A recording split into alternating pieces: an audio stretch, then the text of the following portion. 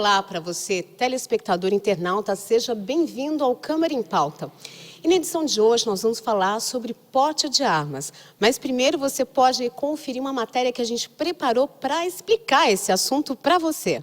116 pessoas morrem por dia no Brasil por disparos com armas de fogo, dados do Mapa da Violência de 2015. Atualmente, a Câmara dos Deputados discute uma possível substituição do Estatuto do Desarmamento, que está em vigor hoje, pelo Estatuto do Controle de Armas de Fogo. Pela nova proposta debatida em Brasília, todos os cidadãos teriam o direito de possuir e de portar armas de fogo para legítima defesa ou para a proteção do patrimônio próprio, desde que cumprindo requisitos mínimos. Pela lei atual, a pessoa precisa declarar a efetiva necessidade da arma. O projeto também reduz a idade mínima para a compra de 25 para 21 anos, estende o porte para autoridades como deputados e senadores e retira os impedimentos para pessoas que respondem a inquérito policial ou a processo criminal. A única barreira seria a existência de condenações criminais pela prática de infração penal dolosa, ou seja, intencional. Qual o impacto que a mudança pode ter sobre a segurança pública? A atual legislação tem sido eficaz na prevenção de crimes com armas de fogo? As pessoas devem ter o direito de se armar? É o debate deste Câmara em Pauta.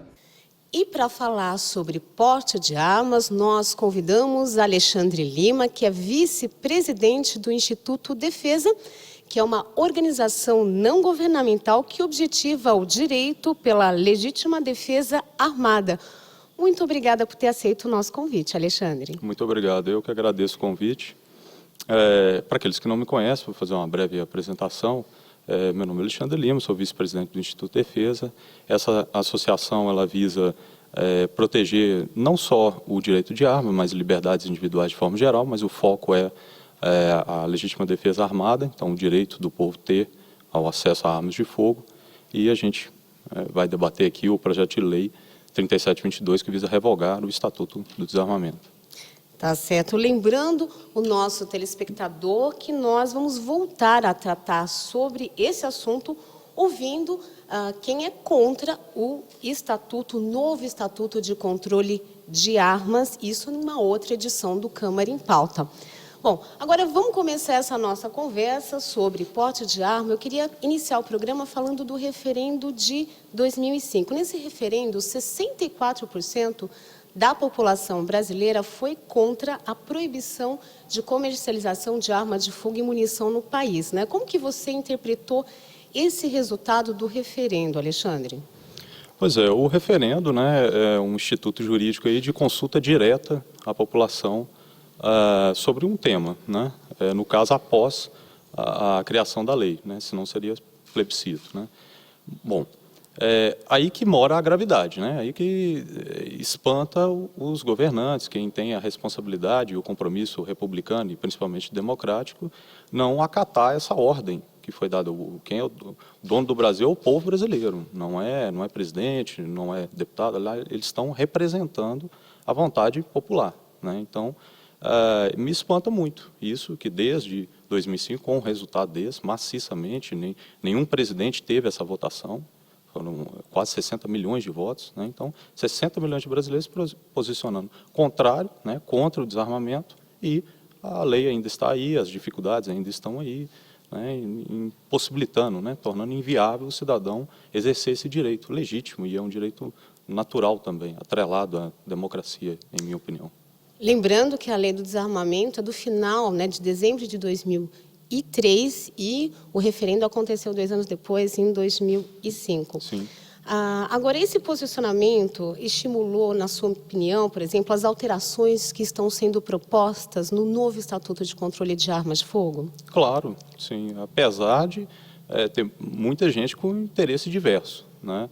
Apesar do resultado, eles insistem, né, nisso, lamentavelmente, né? Mas, claro, isso é pressão popular. O que está fazendo isso é pressão popular, realmente, porque eles, quem detém o poder, ou a elite, ela, nesse ponto, não tem muito problema.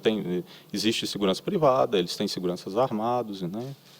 Tem a facilidade, né, de acesso ao poder, então, até para conseguir um porte de arma hoje em dia, eles têm. Então, é a população mesmo que tem que pressionar, e ela está pressionando, e o resultado é a apresentação dessa antítese, né? O projeto de lei 3722.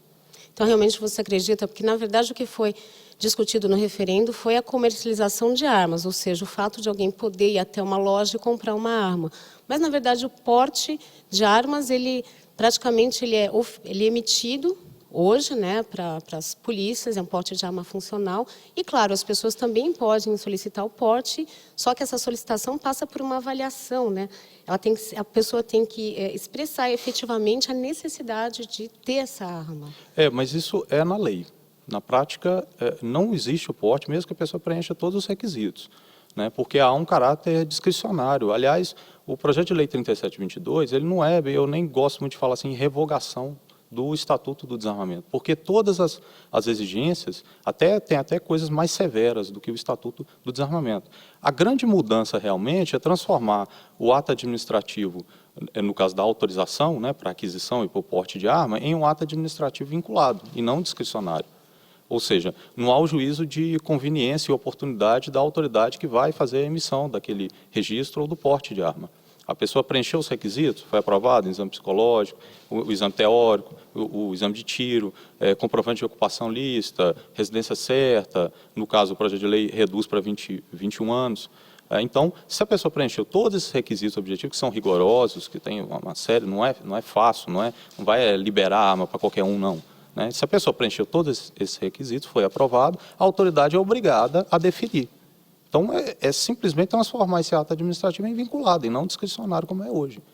Não é uma revogação, não é liberar a arma, comprar como se fosse pão em padaria, não é isso. E, lamentavelmente, parte da mídia vem apresentando isso como se fosse um oba-oba de arma, e não é. É bastante rigoroso, basta ler o projeto. Né? Coisas, por exemplo, foram ditas no Jornal Nacional que pessoas embriagadas vão poder andar armado, que ex-criminosos vão poder ter porte de arma. Isso é mentira, basta ler o projeto, está lá escrito. Né? Se for pego com porte, o porte é revogado, se for pego embriagado ou com alguma substância ilícita. Você tem que apresentar bons antecedentes. Né? Então, lamentavelmente, tem parte que provoca e mente mesmo, né? Sabendo que está errado, e mente para que, né, entender os interesses aí de quem não quer, né, quem quer permanecer o desarmamento. No caso que você falou, algumas dessas alterações, vamos só colocar um pouquinho de foco, né? Então, houve aí uma redução da idade mínima para ter o porte de arma, que atualmente é de 25 anos, passa aí para 21. Reforçando que não tem porte de arma hoje. Oi? Mesmo com 25 anos, ninguém consegue. Né? Deixar isso claro, porque é apresentado às vezes da forma assim, não, tá 25 anos, tá bom.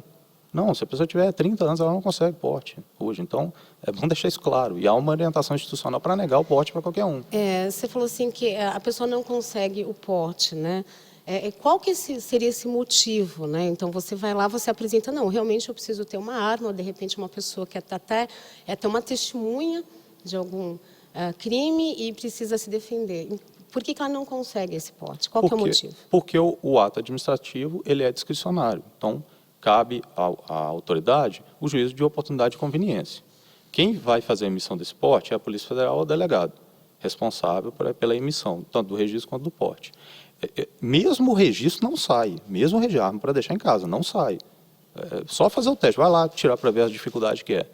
E esse indeferimento, como eles têm uma orientação institucional, isso vem lá do Ministério da Justiça, é repassado para os superintendentes, os delegados, eles têm essa orientação para negar para todo mundo. Então eles falam assim, se a pessoa coloca lá, para minha segurança pessoal, aí eles falam assim, não, essa segurança ela é algo difuso, todo mundo está sujeito a essa criminalidade, e isso não é justificativa para você ter. E ponto final. Né? Então, assim, é raríssimo, é muito... Em Minas Gerais, se eu não me engano, isso já tem um tempo que eu olhei esses dados, então pode estar um pouco desatualizado. Mas há cerca de uns 2, 3 anos atrás, tinha menos de 500 portes em toda Minas Gerais, emitidos pela Polícia Federal. Um estado aí com milhões de habitantes, 500 portes.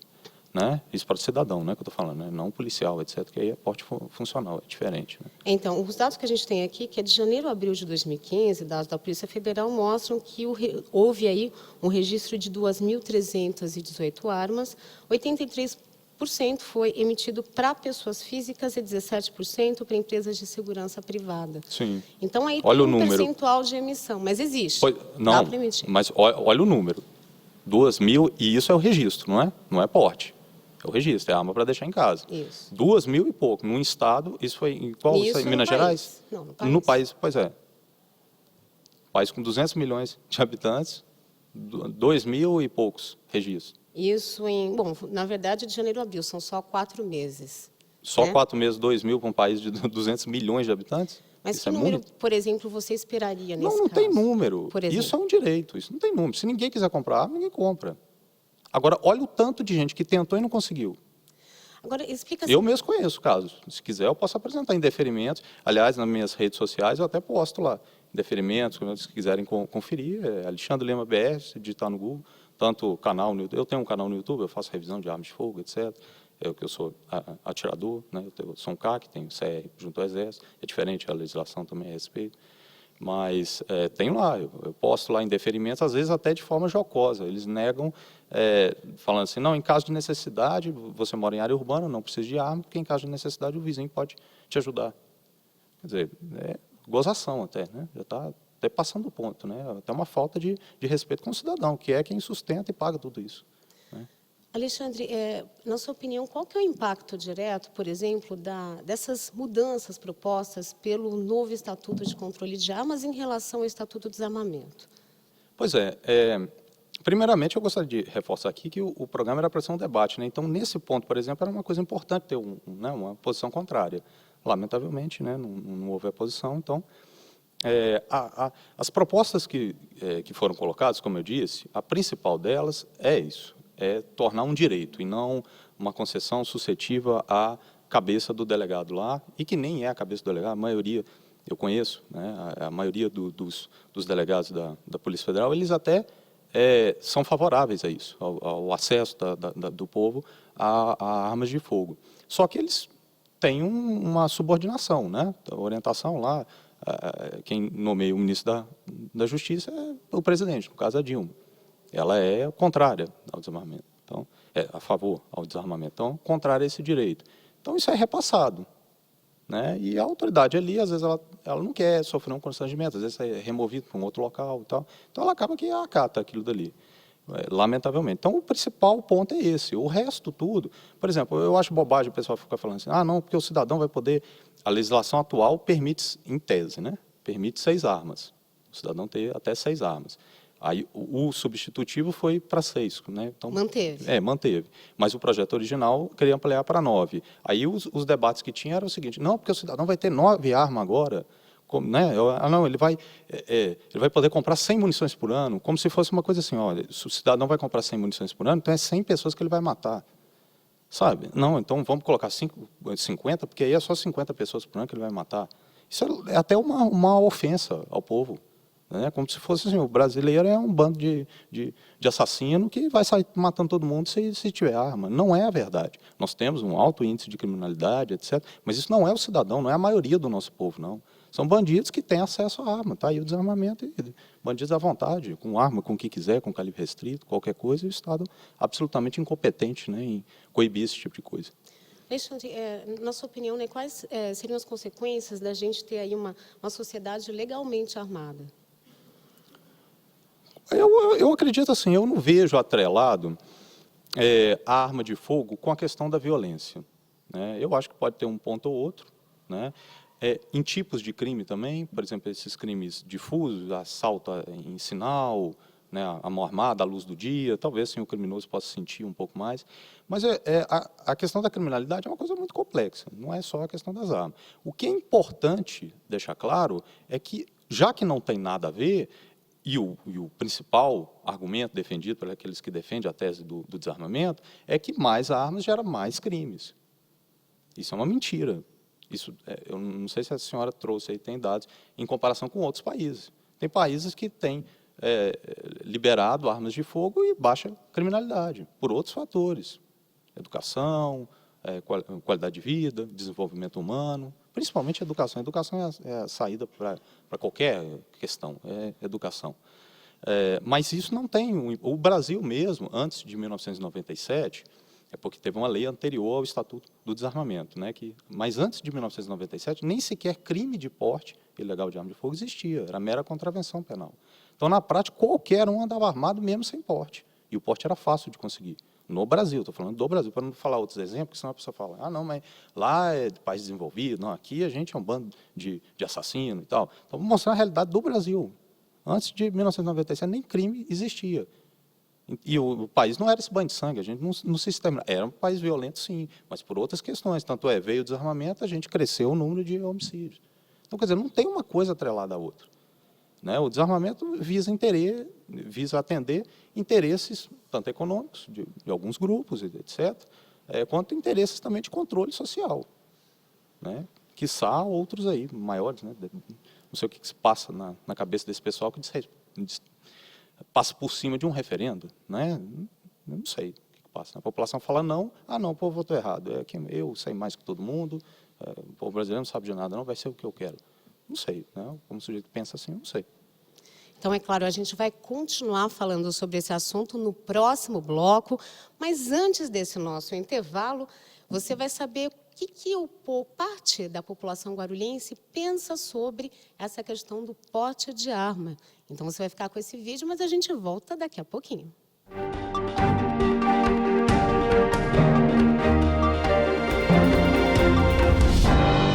O cidadão de bem tem que andar armado para coisar esse crime, porque hoje as polícias de hoje não dá conta. E é muita máfia dentro desses negócios, né? Aí eu acho que tá errado, tem que ter arma pro pessoal cidadão, tudo registrado, ter sua arma dentro de casa guardado. A gente vê aí os jovens se perdendo, né? Quer dizer, se todo mundo for possuir arma de fogo, evidentemente que vai se tornar uma guerra. O caso gera uma faca de dois gumes. A pessoa pode usar para defesa, mas ela pode usar também em qualquer situação que seria evitada com uma conversa, com qualquer outro tipo de atitude. Eu sou a favor da porte de armas, porém eu acho que deve ter todo um trabalho psicológico para saber se a pessoa tem capacidade de ter uma arma na casa dela, né? Se ela vai fazer o uso devido da arma, no caso, né? As pessoas vão querer pegar a arma, né? Ocasionar o quê? Tipo, briga assim, né? Uma briga, aí vai vir, tipo, querer pegar a arma, né? Porque tem um porte de arma. Querendo, ela não vai pensar duas vezes. Aí a gente fica indecisa, né? Porque se a gente fica desprotegida, vem um cara e mata a gente. Aí se a gente tem arma em casa, a gente, né? Aí tem acidente com criança, né? Então a gente fica meio indecisa. Mas eu sou contra. Tudo bem que ter a arma em casa, assim, seria uma forma da gente se defender. Mas do outro lado tem muitos lares, assim, que tem famílias que às vezes não tem uma estrutura. Por esse motivo eu sou contra, porque às vezes numa briga, um casal, né, o marido acaba matando a esposa, o filho. É nesse sentido que eu sou contra. Infelizmente, os bandidos, eles estão super armados e não tem uma proteção eficaz. Acontece no meu bairro, acontece no centro, eu moro numa localidade afastada do centro, mas isso não é que eu seja a favor, mas o melhoramento policial seria melhor para nós, a população civil, se sentir mais tranquilos.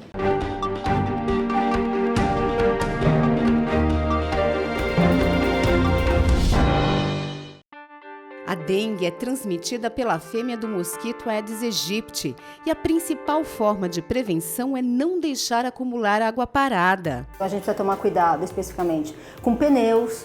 Então, se tiver algum pneu, mantê-lo coberto em um local seco e de preferência com uma lona, se a gente não conseguir cobrir. As questões das calhas, que devem ser vistoriadas no mínimo a cada 15 dias. A caixa d'água, tanto a caixa d'água ligada ao abastecimento, quanto a caixa d'água que às vezes fica como um depósito.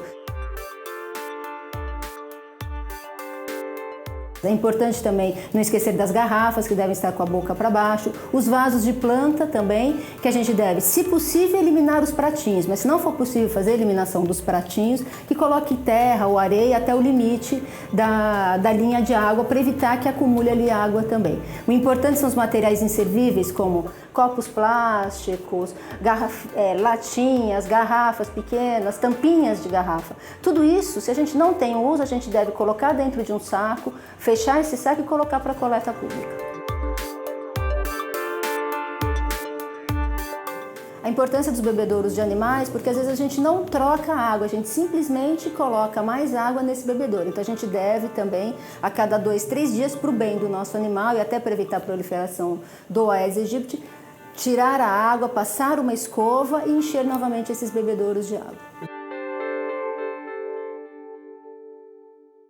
A gente sabe que 80% dos criadouros da dengue estão nas residências, mas se há um terreno baldio, uma praça ou uma rua com grande acúmulo de lixo, entulho, também é mais um local para ter a proliferação do mosquito.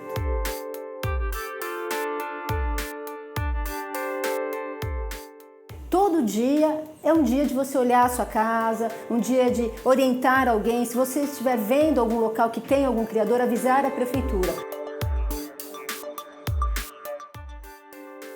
Mesmo que nós já saibamos as principais questões da dengue e como evitá-las, a gente vai conseguir trazer um novo olhar sobre isso. Se você tiver dúvidas sobre a identidade do agente, ligue para a Prefeitura no telefone 2472-5070.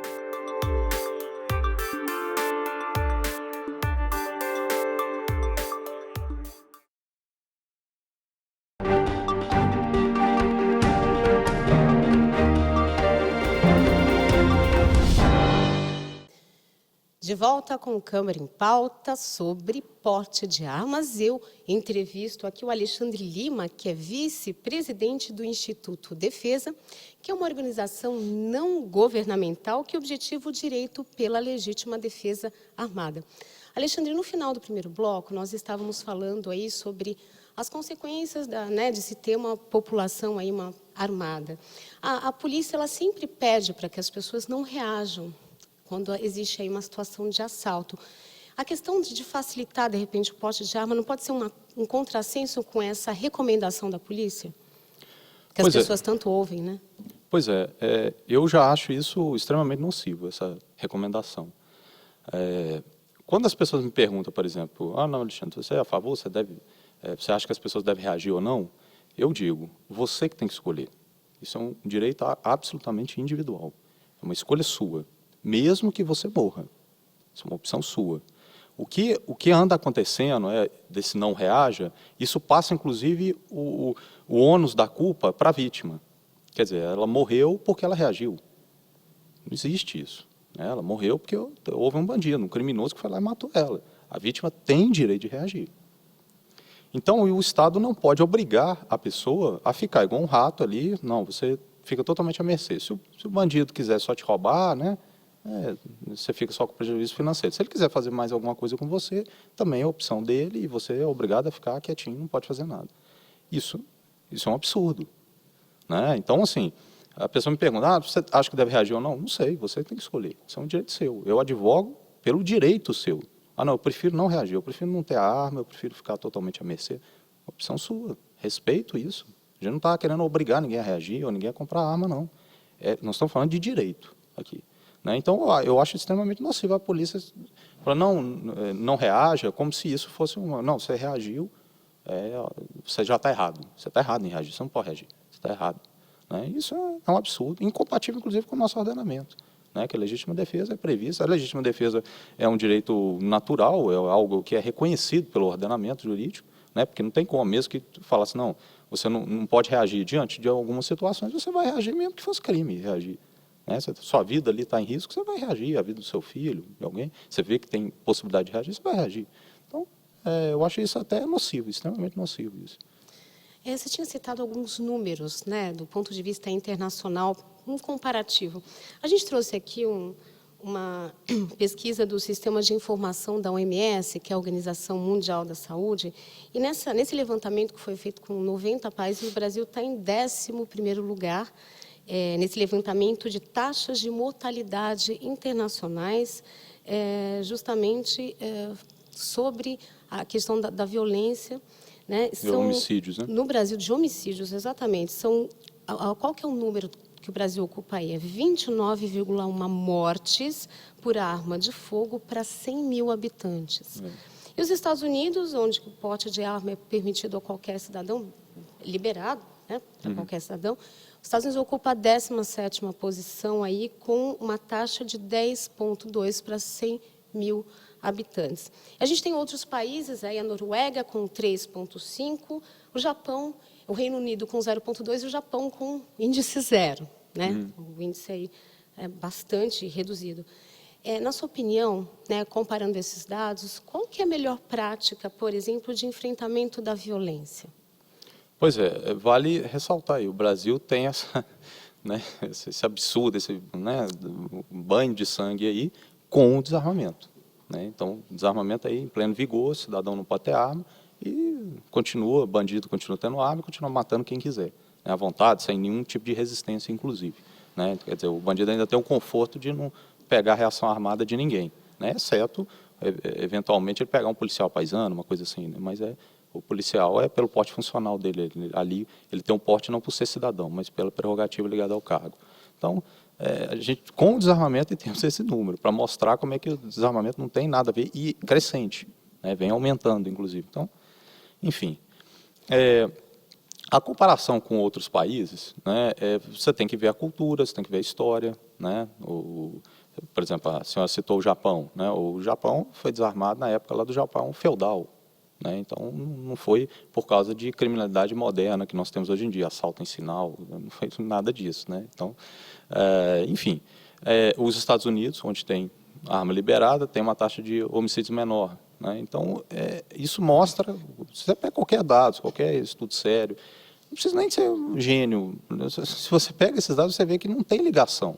A questão de armas ou não, o direito de ter ou não armas de fogo, não tem ligação com a violência. A violência ela tem que ser combatida com outras, né, de forma preventiva. É o que os países, por exemplo, a senhora citou alguns países nórdicos, né, é o que esses países fazem, investem forte em educação e tem um sistema repressivo forte. Pronto, acabou.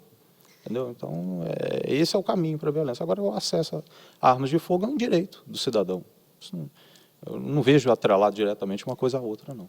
No caso dos Estados Unidos, a gente achou, nessa nossa pesquisa, a gente achou interessante, porque o presidente dos Estados Unidos, o Obama, ele apresentou também 23 medidas para controlar a venda de armas, que, por exemplo, lá eles não pedem nenhum atestado de antecedentes criminais. E por que aconteceu toda essa mobilização? Isso varia, né? Isso aí varia de estado para estado, né? Porque lá... Mas aí seriam medidas para unificar mesmo nacionalmente sim. Ele quer, né, fazer um controle de armas lá. Isso, na verdade, aconteceu depois de uma série de massacres que estavam acontecendo nas escolas.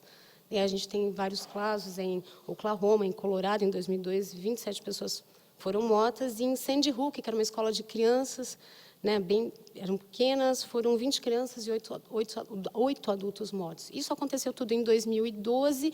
Em 2013, ele apresentou essas medidas e o Congresso, enfim, votou contrariamente a essas medidas. Ele falou que ficou bastante frustrado, né? Então, nesse caso, que os Estados Unidos têm esse controle que varia de estado para estado e que gostaria de unificar, no caso, esse é o posicionamento do Obama, justamente por causa desses massacres. E a gente está indo, por exemplo, claro que o novo Estatuto de Controle de Armas, existe um controle rigoroso, né? Rigoroso, está só alterando um pouquinho o que existe hoje no Estatuto do Desarmamento, aí mais a redução da idade, entre outros assuntos. Mas o que você acha desse posicionamento nos Estados Unidos? De realmente tentar controlar mais o porte de arma para tentar evitar esses casos de massacre?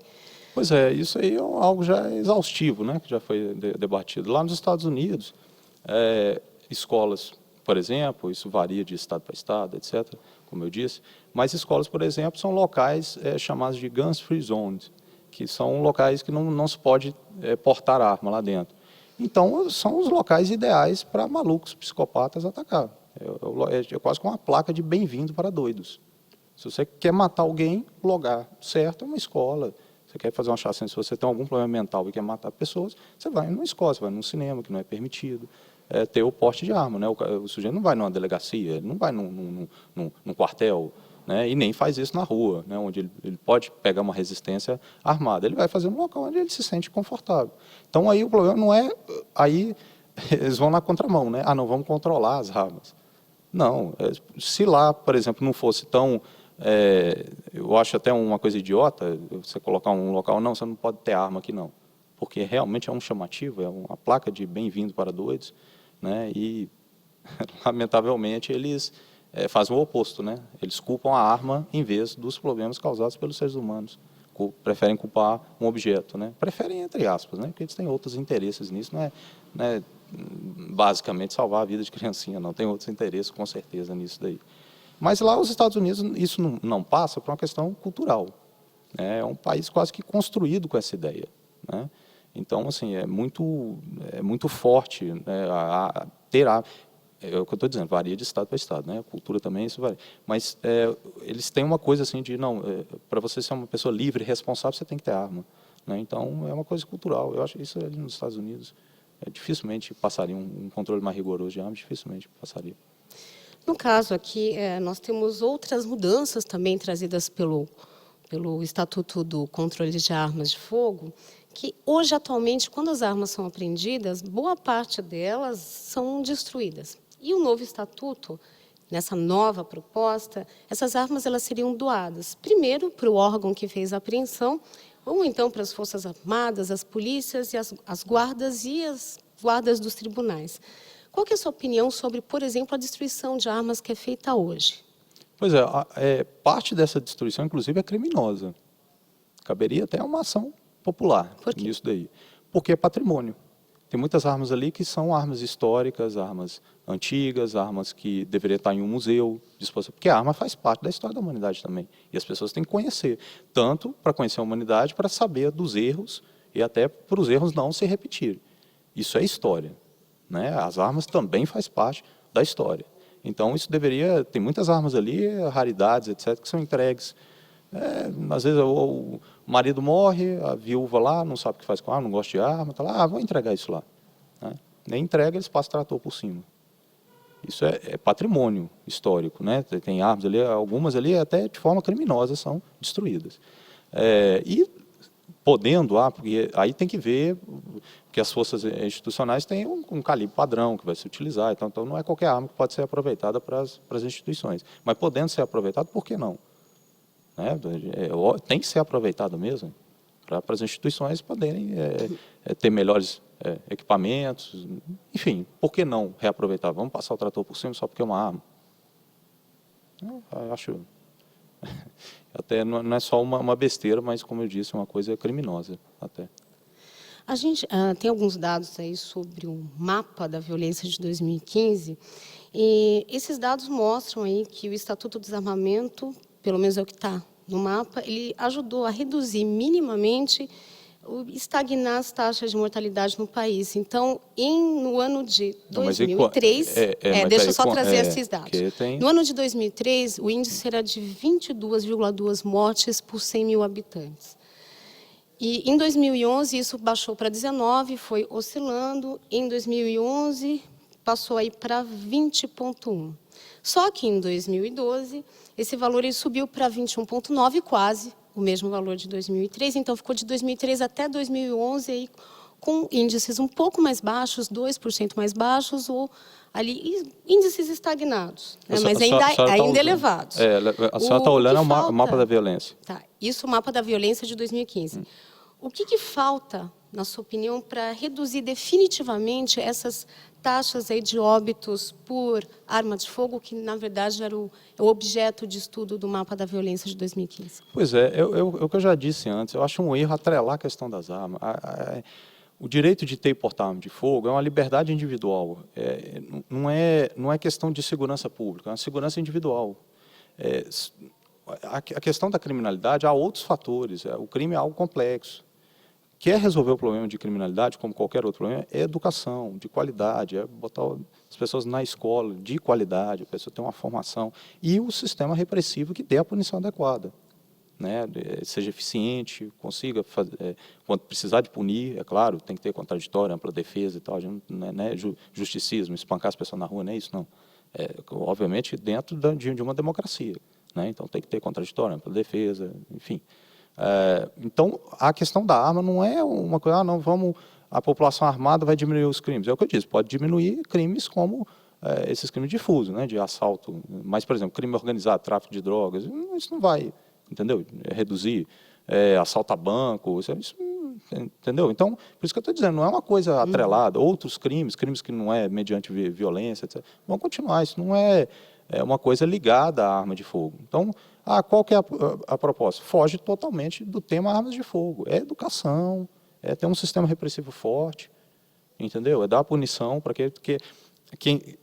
no nosso caso, quem defende liberdade e o contraponto é a responsabilidade. Então, a pessoa ser responsável pelos seus atos.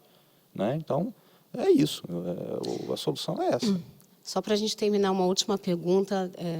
Você acredita, na sua opinião, por exemplo, o fato da pessoa ter uma arma, isso facilita, por exemplo, aqueles crimes fúteis, né? Por exemplo, briga de trânsito, desavença, vingança, briga com o vizinho. Você acha que isso facilita ou não tem nada a ver? Eu acho que não tem nada a ver. Por quê? Porque isso é uma coisa subjetiva. É por isso que aí entra na questão, eu faço uma abordagem jurídica também nos meus vídeos, quem quiser assistir. Homicídio, né, o crime, a responsabilidade penal no Brasil é subjetiva sempre, né, ou é culpa ou é dolo. O dolo é consciência e vontade voltada ao resultado, aí no caso um dolo direto. O sujeito tem que querer matar o outro. Aí vem o desarmamento e fala, não, nós vamos desarmar todo mundo. Então José matou Antônio. Ok, José matou Antônio. O que eu tenho a ver com isso? Porque está me cortando o meu direito também. Entendeu? Então, assim, tem a maioria esmagadora das pessoas. O Brasil, apesar da restrição, e muitas pessoas estão na ilegalidade por causa dessa lei absurda, né? Tem muita gente que tem arma e não consegue renovar. O registro já comprou legalmente, cidadão de bem, a propriedade da arma, comprou tudo certinho, e não consegue renovar pelas dificuldades, as burocracias que são impostas. Então, o sujeito não é um criminoso, a maioria das pessoas não mata ninguém. Então, isso é uma balela. Tem gente que comete algum crime por motivo fútil? Tem. Minoria, mas tem. Agora, o que eu tenho a ver com isso? A senhora, o que a senhora tem a ver com isso? O que as demais pessoas, a maioria, têm a ver com isso? Então, vão cortar o direito de todo mundo por causa disso? A presunção é de má-fé, então? Né? Não, você quer uma arma é para matar os outros, você quer uma arma para matar o seu vizinho. A presunção é de má-fé, então? Isso é um absurdo. É chamar o povo brasileiro de assassino. É uma coisa que eu me sinto pessoalmente ofendido quando eles falam uma coisa dessa. Agora, só na questão, por exemplo, que você falou assim que existe um controle. Só para deixar isso claro para o telespectador. O controle aí é um exame psicológico? Os mesmos. É basicamente o mesmo controle que existe hoje. O que se retira é a discricionalidade do ato. Em vez de ser autorização, passa uma licença. Um ato administrativo vinculado.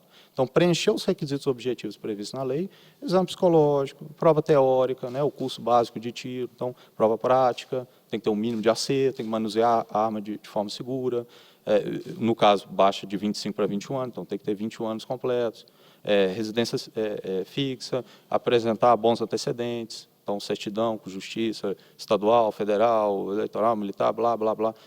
Tudo que a lei já prevê atualmente, só que vai tirar a discricionalidade. Não vai poder o delegado olhar para você e falar assim, você preencheu tudo, você foi aprovado em tudo, mas não vou te dar o porte não vou te dar o registro não. É só isso. Ele preencheu, você passou em tudo, então está deferido. Não passou, então está indeferido. Só isso. Então, existe controle. Eu agradeço a sua participação no Câmara em Pauta, Alexandre Lima. Muito obrigado. Eu que agradeço. Agradeço também a sua audiência, lembrando sempre que toda sexta-feira, depois do Jornal da Câmara, tem edição inédita do Câmara em Pauta, aqui na TV Câmara Guarulhos, no canal da Cidadania.